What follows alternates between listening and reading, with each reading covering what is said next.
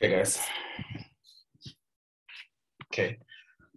Hey everyone. My name is Nan Songa, but you guys can call me Fresh. I work as the COO of Africanize. Africanize is a food content promotion and delivery service platform for small-scale kitchens, small food entrepreneurs, small-scale kitchens, and restaurants. The mission of Africanize is to empower small-scale food entrepreneurs with exposure to customers and delivery support. The problem that we're trying to solve. The biggest problem is that current delivery platforms actually have a very small radius, between 5 to 7 kilometers delivery radius for their customer, for their vendors. This limits the amount of customers a vendor can get. Secondly, the current delivery platforms don't deliver to townships or even support township businesses on their platform. And the final problem that we're trying to solve is that the delivery platforms, Uber Eats, do not offer support for cloud kitchens. These are kitchens that do not have storefront, food businesses that do not have storefront. Great. So here's the solution.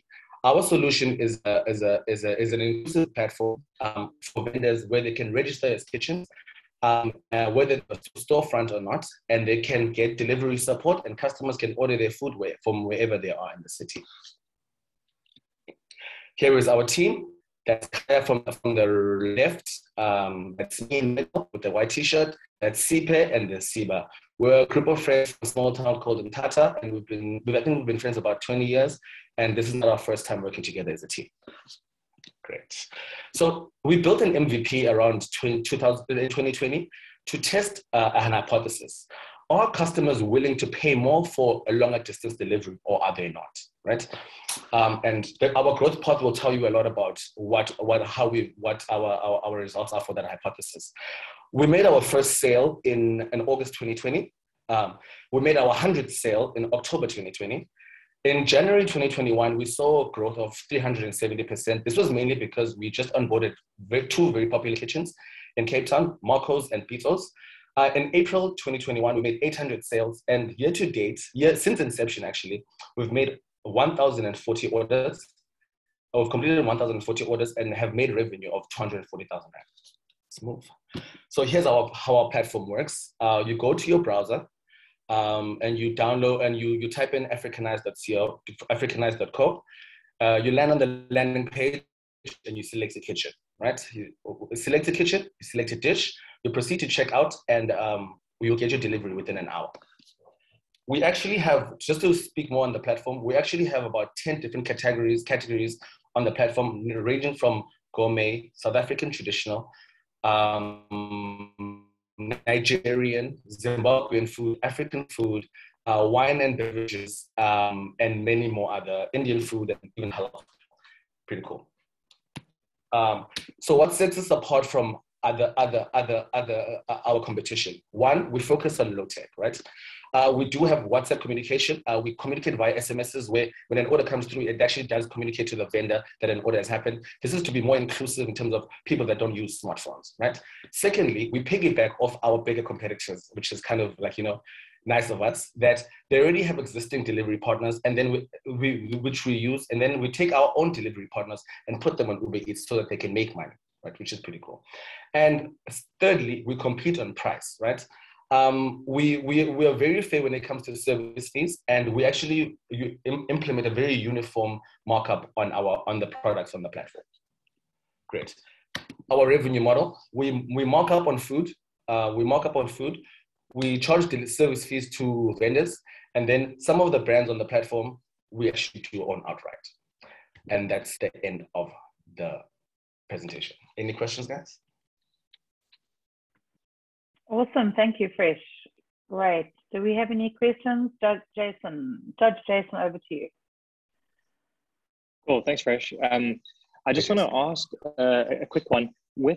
Does the fact that you will cater to deliveries that are far away, that you'll do deliveries that are far away, does that not like pump the price up drastically of any particular order? Like, to what extent is that a factor in the price? It is. Thank you, Jason, for that question. It's actually a question we've been battling with, sort of like in the last. That's probably like the essence of our business. That why are people really willing to pay more for food that authentic food that they want? And I think we also had that question, because every time you start a business, you always have a question that you want to answer.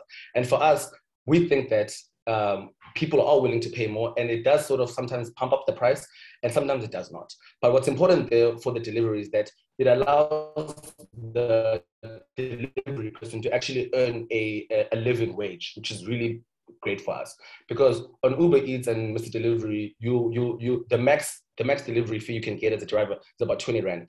On our platform, it starts at 25 Rand. So there's really an opportunity for the vendor, for the drivers to make a living wage out of working on our platform once we get to scale. Any other questions? I have a question. Brigitte, I think. Yeah, go ahead. Sorry, I'm just trying to. Are you offering township food businesses the opportunity for a delivery service? I wasn't clear on that. Or is it only suburban, small entrepreneurial businesses? Back and forth. Whether you are in the township, whether you are a customer wanting delivery from a business that's in town, or whether you are a township business wanting to get customers that are in suburban areas, we offer both. And township to township? Yes, correct. Okay. Yes, correct. Many of our customers, for example, we deal with orders that, for example, someone will order from Guguletu, will order from Langa, and they live in Guguletu. That service doesn't actually exist anyway in South Africa, and so we're doing that. Yes. Okay, that's your USP. Got it. Thank you. Thank you. Yeah, thank you for that, Brigitte. That does shed a lot of light. Precious, over to you. Precious. Thank you, Gwina. I wanted to ask the revenue you showed. You said you've got 240,000 for 1,040 orders. That's almost 240. No. It's 1,040 orders and 240,000 Rand in revenue. Yeah, so that's almost 240 Rands per order that you get. Does that include the service fee, the markup, as well as what the driver is getting? Or is the service fee what the driver gets? Yes. So the fees that the figure that I showed you is a gross figure. It's not a net figure. So you're looking at figures that include the driver fee and the markup, and the driver fee and the markup. So what then is your net? Once you you factor in the cost of traveling. Okay, so the delivery fee will probably make up another 10%. So you take out away 10%, and then our markup will be maybe another 15%. So we're looking at about a net of 75% of that. And then from then we'll take another 5% from the vendor, and then you'll probably end up with a good 70%. So take 70% of that figure. That is what we give to vendors. That is what we will give to vendors. Okay, thanks. Thank you so much. Any other questions? Thanks, Anton. Just one question regarding, you mentioned you partner with your existing, not competitors, but essentially on the delivery side. That's what I gather, that you form partnerships. How exactly does that work? So for our MVP, we did decide not to invest in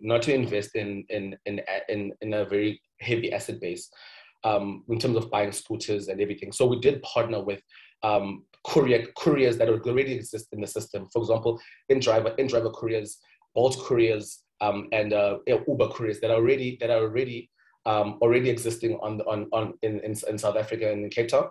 And then all we had to do from then on is match the prices, because that was the most difficult part of matching the pricing, so that we don't make a loss per order.